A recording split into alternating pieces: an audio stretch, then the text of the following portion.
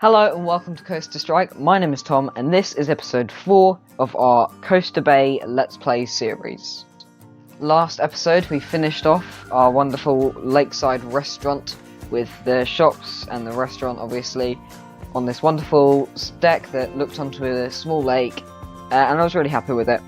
And this episode we do quite a lot more. This is by far the most action-packed episode in the series so far. As you can tell from the title, we build a roller coaster, we also build a zoo, a flat ride, and many more interesting things are added to the park. If you're wondering, there is a reason why I haven't uploaded for a while, primarily this video, because this took me absolutely ages, and that's why I usually upload daily, but yeah, it's definitely taken me a while, and that's why I haven't been uploading recently, and it's just a bit chaotic with an Xbox, because everything has to be in 10-minute clips.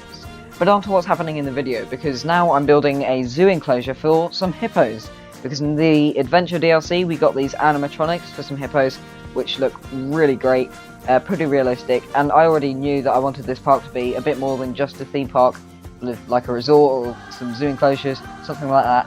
So I decided to add the hippos and a special enclosure just for them. What I'm doing right now, if you're wondering, I was just clearing out the water so that I could change it to some slightly muddier water, because well, hippos aren't exactly known for their hygiene. But that worked out really great, and yeah, I'm really happy with how the zoo enclosure looks in the end. I also used these fences to cover the enclosure all around, and I thought that worked out really well as well.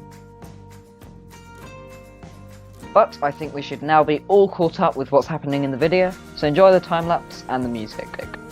And hopefully the music is just a tad better this time, since I've downloaded the entire soundtrack, so it's not just the same song playing over on repeat.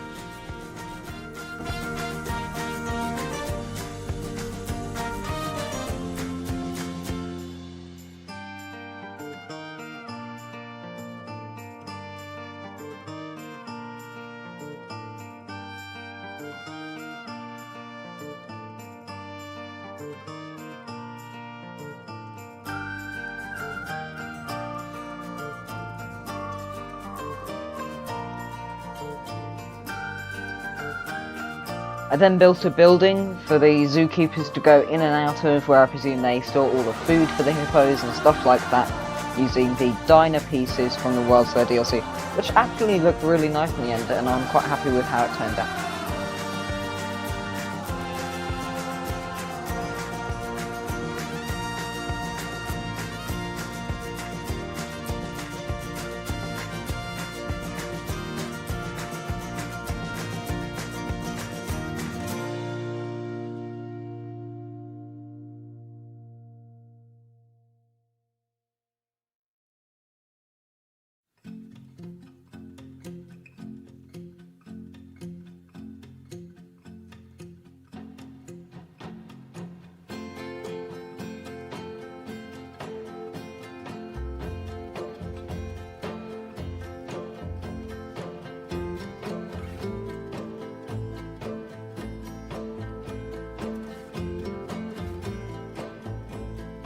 I used the well-trodden paths to connect the building to the main path route, so that the zookeepers could attend to the hippos, make sure that they're nice and happy.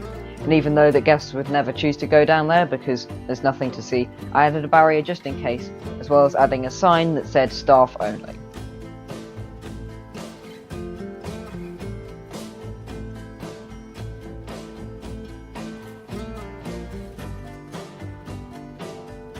I started to add some natural decorations, shrubbery, bamboo, plants, stuff like that, because at the moment we've got a few slightly empty spaces where you can see the ground, and we do not want that. We want a nice full park with scenery everywhere, so that you're constantly feeling enveloped in the world that we create.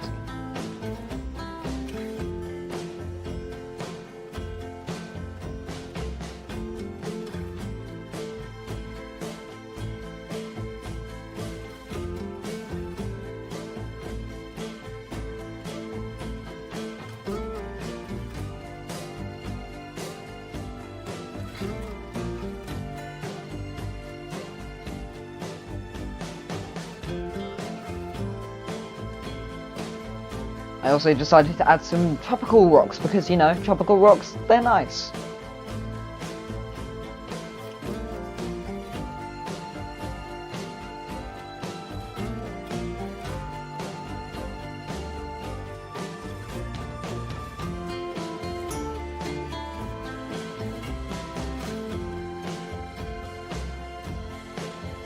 I then added a pirate ship flat ride to our park, the first ride in the park, so hopefully now some guests should start appearing, because I thought it suited the sort of tropical piratey theme that we have going so far. I added a path, a queue, and started adding some scenery around the area.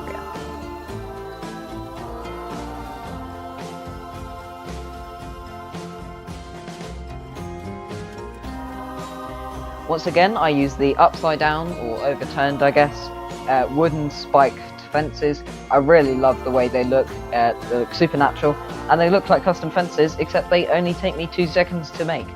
Although making the fence match the path is a bit more tricky and takes a while longer.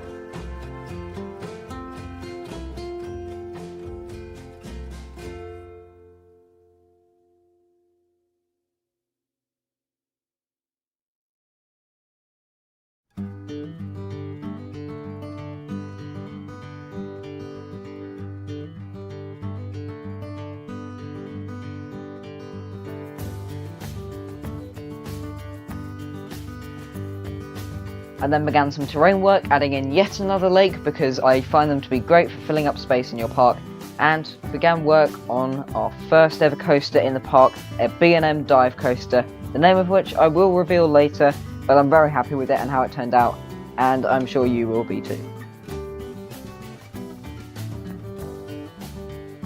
For the layout, I based it slightly off of Valraven with a few of the classic elements, since I wanted it to be a more full, fleshed out dive coaster, unlike some of the ones like Oblivion where it basically just drops you and then, woohoo, the ride's over. No harm on Oblivion though, still an amazing ride.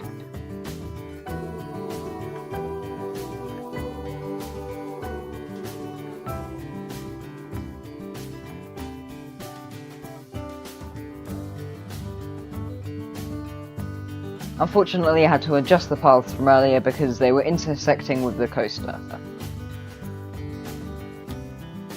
I made a few little minor adjustments to the coaster, as well as smoothing it out, and then began testing the ride.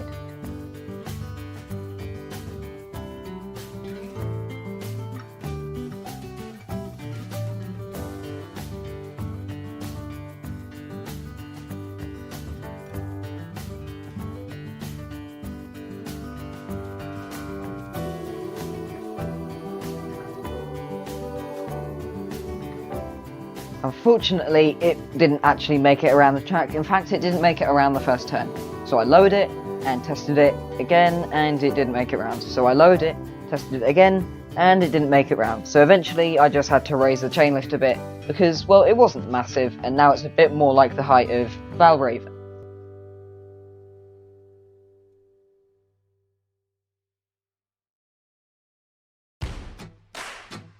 Just after, I could raise the hill and it was able to get around the entire circuit flawlessly.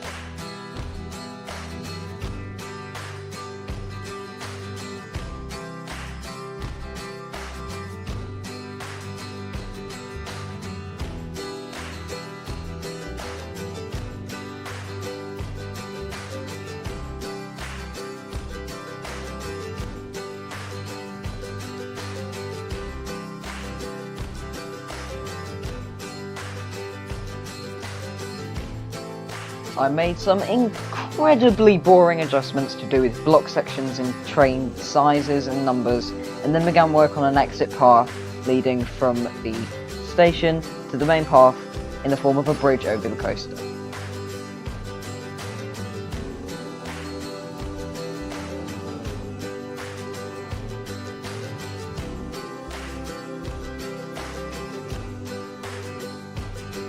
I spent what felt like several hours trying to get the paths in this area to line up and be flat with the terrain underneath. It was a total waste of time because the paths in this game are a nightmare, and eventually I just had to do it a different way.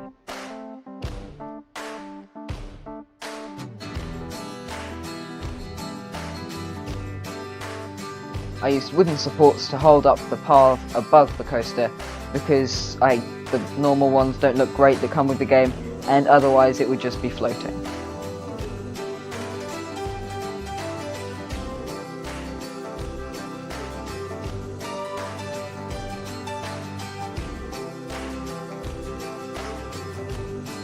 Since the terrain below the coaster was absolutely miles away at the very highest, and the supports were absolutely gigantic holding this big frame up, I decided to raise the terrain a bit so it seemed a bit more structurally sound and supportive, and it also added some really cool tunnels for the coaster to dive through, adding some near-miss elements. I also customised the trains to suit the name and the style of the coaster a bit more, which, as I said, I won't be revealing until just a little bit later. I also added this shipwreck, which is the main feature and scenery of the ride, and I think it looks amazing. I feel like this is exactly what these pieces were designed for, and so sort of the coaster flies through this shipwreck as it's, at its highest speed, almost like it's the coaster that's destroyed the ship and caused the shipwreck. I also used the wooden planks to decorate the area around it, which I thought looked really good and really created the idea of sort of an explosion and the aftermath of a massive accident. I also added a shipwreck just before the brake run because I had this nice area of land and I thought it suited the small little boat. Using the tropical rocks, I decorated the area of the lake because at the moment it looked a bit plain and boring, and also added some extra near misses in the tunnels for the coaster.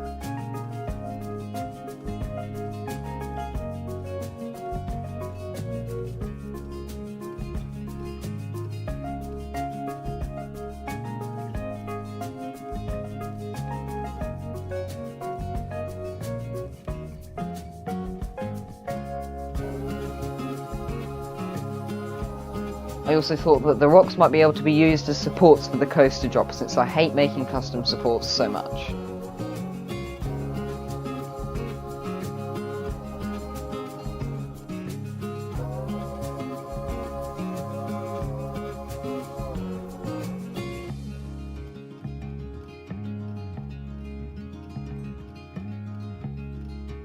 After doing some terrain painting, I added some splashdown features for the coaster, so that as it dove through the shipwrecks and all of that scenery, it would create a giant splash effect that went up into the sky.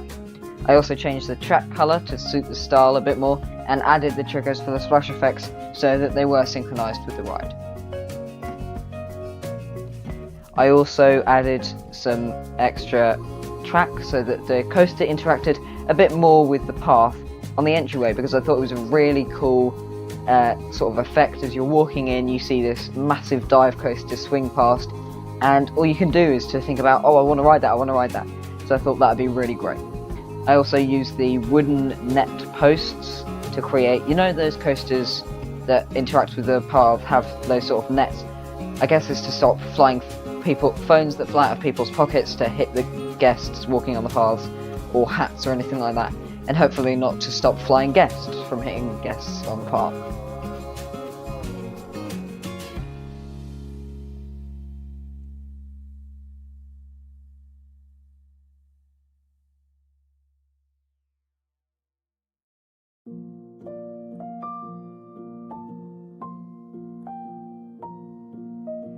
And so the moment you've all been waiting for, the reveal of the name, Black Buccaneer.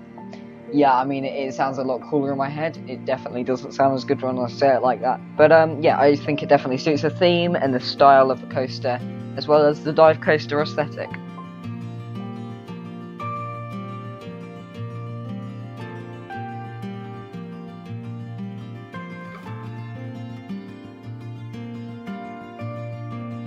built the queue path out and began work on a station building, which, if I'm honest, could definitely use some work, but I'm happy with how it turned out for the amount of time that I spent on it and for the style that it's in.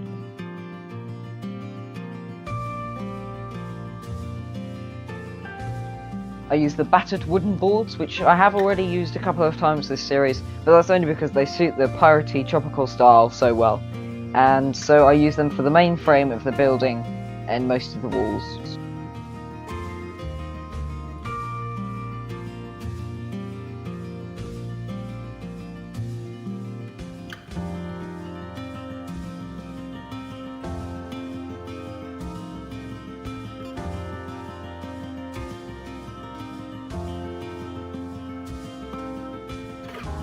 I added some coaster doors and added them to the trigger sequence for the coaster.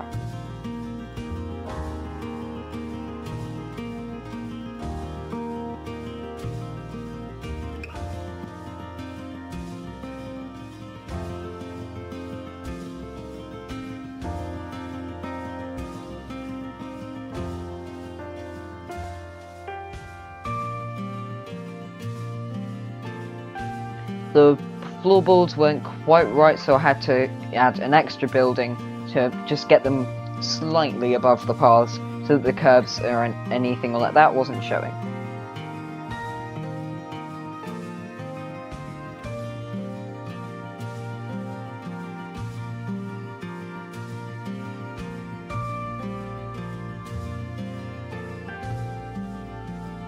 I created a nice little enclosure for the ride operator to be in, as well as including a glass pane so that he wasn't hit by any, I don't know, angry guests who were getting off the ride. I'm not sure, they always tend to have those, as well as adding a door on the wall so that he could get in and it didn't look like he was trapped in there for his entire life. I use these kind of crazy roof spires as sort of ceiling decoration pieces for the sort of extravagant style that they added, and also tried out the Chinese flat roofs, although in the end I didn't like them, so I deleted all of them. I tried out a few things really with this roof, and only a few of them worked because it's quite tricky, it's odd shape, very large, so you don't want to have too much flat stuff.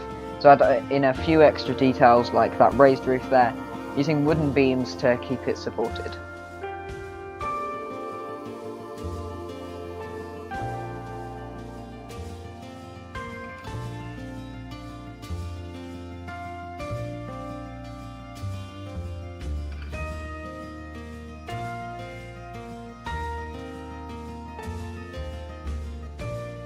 I used the wood logs once again to create some extra detailing on the building.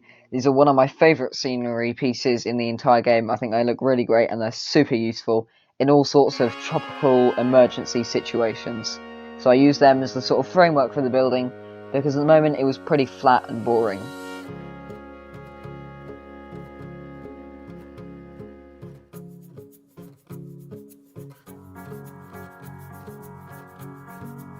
I added an extra canopy area for the brake run, trim brake, block section just leading into the station, covering it with the wooden boards.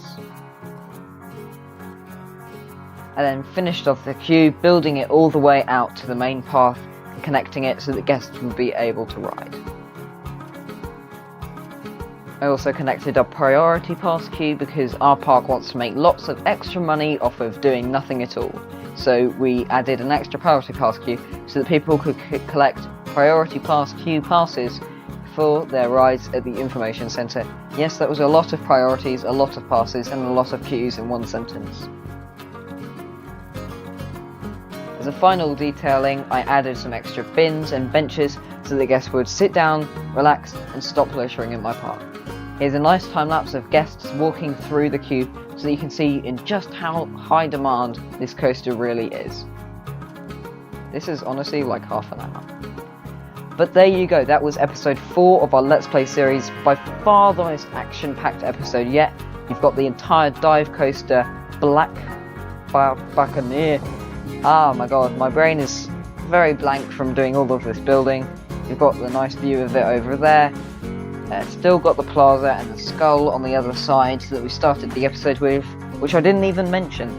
And yet you've got the nice view, you can see the hippo enclosure, the coaster off in the distance, splash, wonderful. You've got the swinging ship, the big mountain that it goes with, and overall I'm just incredibly happy with how this park is coming together. We're only on episode 4 and we've got this incredible massive area here with, it's just action packed. There isn't a single meter squared where there isn't something there to entertain your eyes. You've got the pirate ship over here, concealed by all this wonderful tropical plants and shrubberies and fences, and you've got some rocks as well, and yeah, really happy with that. And then of course the Black Buccaneer. I've still obviously got some scenery work to do around here. The station building it's interesting. I might have to have a look over that because it is a bit of a mess. I definitely know I could do better. But then you've got the wonderful shipwreck here, splashdowns, perfect timing. Got the coaster come down here, through there, all those near misses on the shipwreck building pieces, as it goes around that nice big oblivion turn, and into the barrel roll, through the near miss sort of tunnels. And yeah, I mean, I'm so happy with this. By far the most action-packed episode, as I said before. But I hope that you've enjoyed, and I'll see you all next time.